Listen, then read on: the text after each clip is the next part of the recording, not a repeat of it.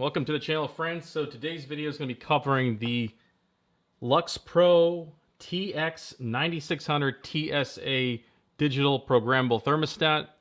And we're going to actually cover in this video the setup menu and your initial settings you need to be done when you first install this device. I'm going to go over them really quick. I also have other videos covering manual override, factory reset, lock screen, and full programming of the device, but let's get into setting up the setup menu. Your initial configuration. When you first install this, you're going to want to have these settings proper. That way the actual thermostat will work properly in your home. So to do this, the first thing you want to do is actually pop off the back cover. And that's going to expose a set of dip switches here that are configuration settings. Now, let's go over really quick what they are.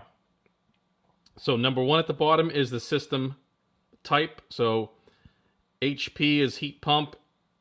On the left, on the right is furnace. So your left column is going to be the on position.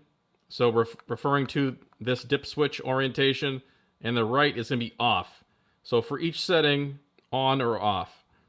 So the first one, so if you have electric heat, you want to set it to the heat pump setting. If you have oil or gas, it's going to be furnace setting. Okay, and then the next one is program type or system type, number 2, and that's you either want a manual operation of the thermostat or a program operation of the thermostat.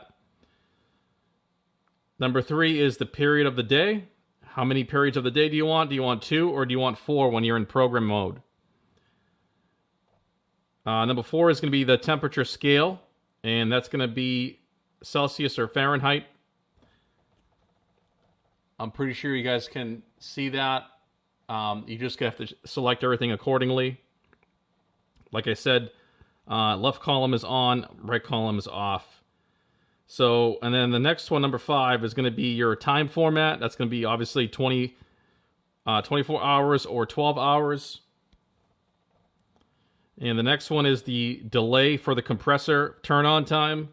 You have an option of 2 minutes on the left and 5 minutes on the right when it's switched to off.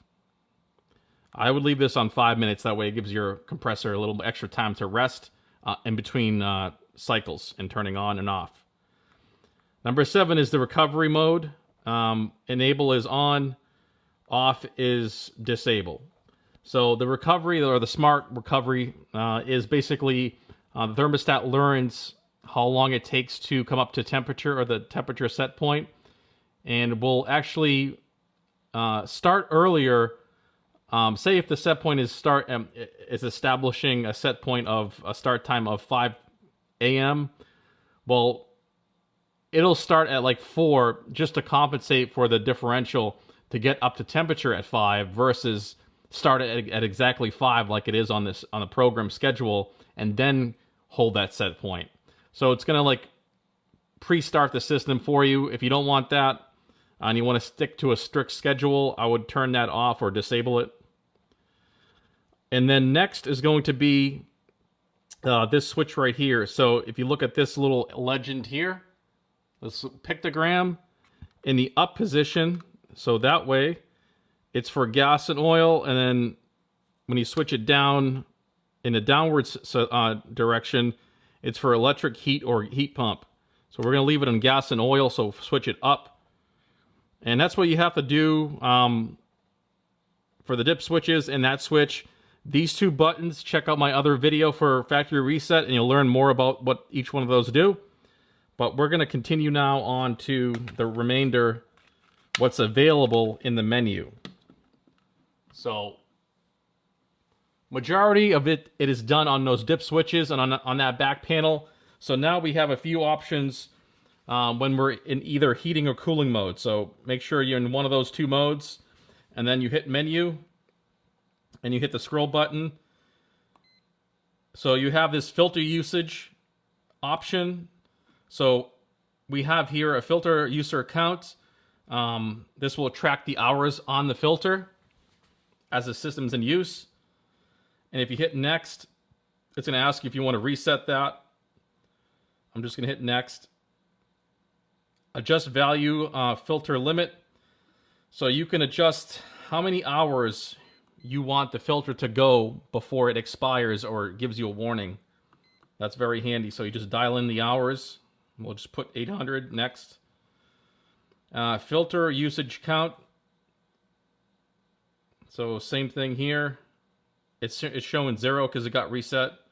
So we're going to hit next. Filter usage reset. Yeah, we're going to hit OK. So you get the idea. You can have options for keeping track of your filter hours, which is nice. So once you hit OK, you're out of that screen. But let's go back into that. Filter usage. Energy usage. That's also another one. How many hours the system was used today. How many hours yesterday the system was used. And total usage hours, I think, since last reset or whatever on here. So I'm pretty sure if you had some hours in here, you could probably have the option to reset that. And there is the reset right there. So if you were wanting to reset that, you would hit OK. And then hit next. And now we can exit. So let's see if there's anything else. I think that we covered everything. Actually, there's one more spot. I want to show you something. All right, so the swing value. Let's hit OK. So this is the cycles per hour.